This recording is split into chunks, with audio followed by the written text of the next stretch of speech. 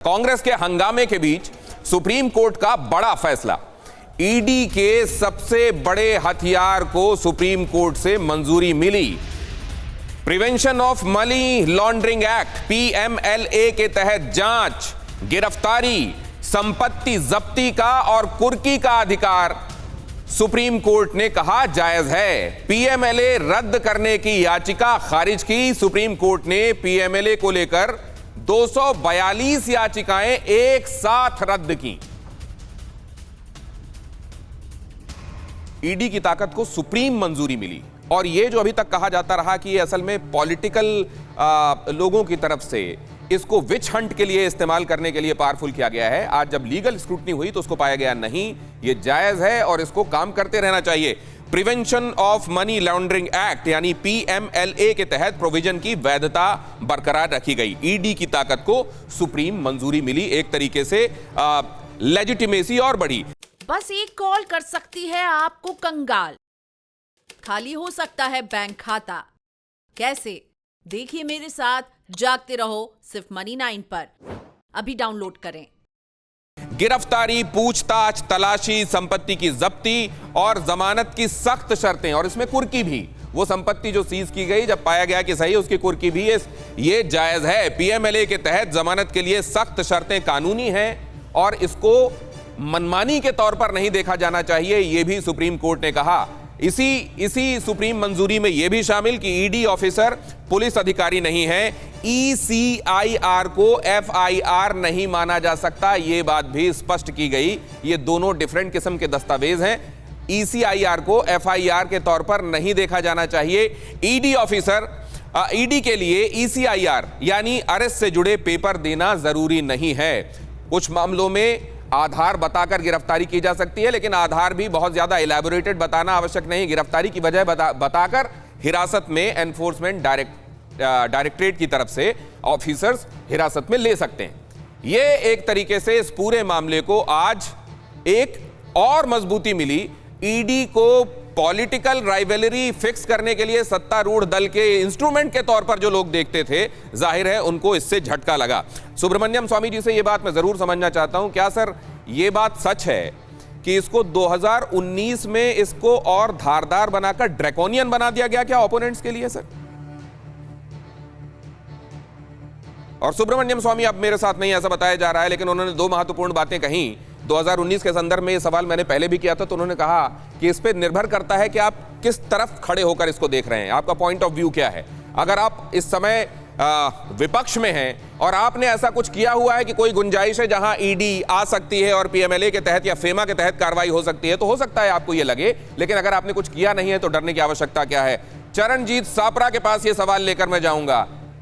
जब आग ही नहीं है तो धुएं से डर कैसा? चरणजीत सापरा।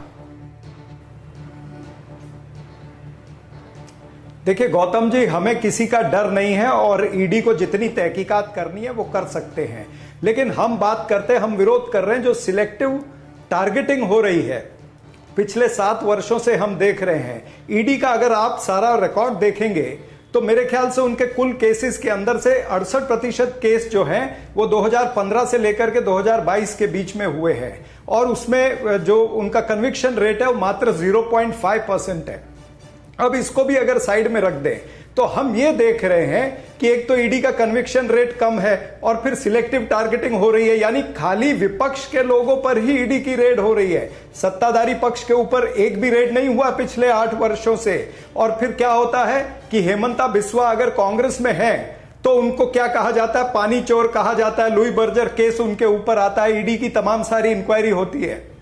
वो बीजेपी में चले जाते हैं तो मुख्यमंत्री बन जाते हैं, पानी चोर की तख्ती उतर जाती है। उसी तरह से शुवेंदु अधिकारी अगर टीएमसी में रहते हैं तो उन्हें कहा जाता है भाग शुवेंदु भाग।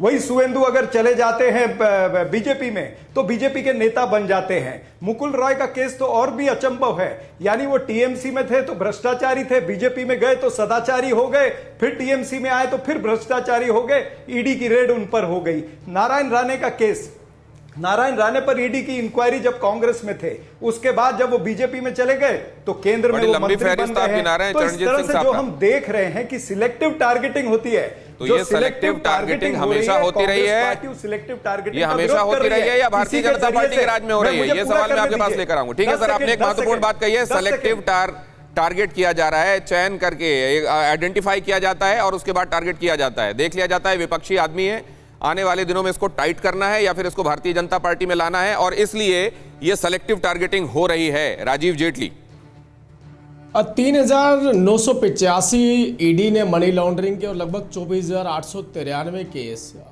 जो है वो फेमा के तहत दर्ज हुए हैं।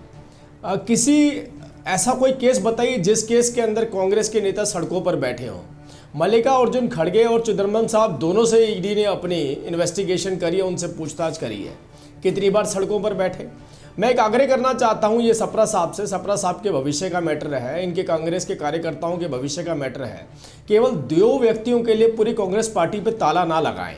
इस देश की जनता को एक अच्छे विपक्ष की ज़रूरत है और विपक्ष बन के जनता की आवाज़ उठाएंगे तो लगता है जनता का जो है ना आपकी तरफ सम्मान बढ़ेगा।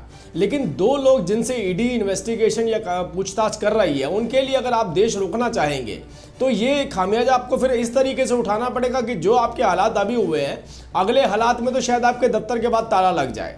आपके कार्यकर्ताओं का कसूर नहीं है, वो बेचारे मेहनती हो सकते हैं, ईमानदार हो सकते हैं, हो सकता है वो देश की सेवा करना चाहते हो, लेकिन ये प्रेशर, जिस प्रेशर के चलते आपके मुख्यमंत्री अपने प्रदेशों को छोड़ करके दिल्ली की सड़कों पर बैठे, मतलब they are more accountable towards their 2 लोग परिवार के, अपने प्रदेश की जनता का ख्याल नहीं है। और दूसरी बात, वो दो मुख्यमंत्री किस बात के लिए सड़क पे बैठे, सोचिए। क्या आपका म्यूचुअल फंड सही है?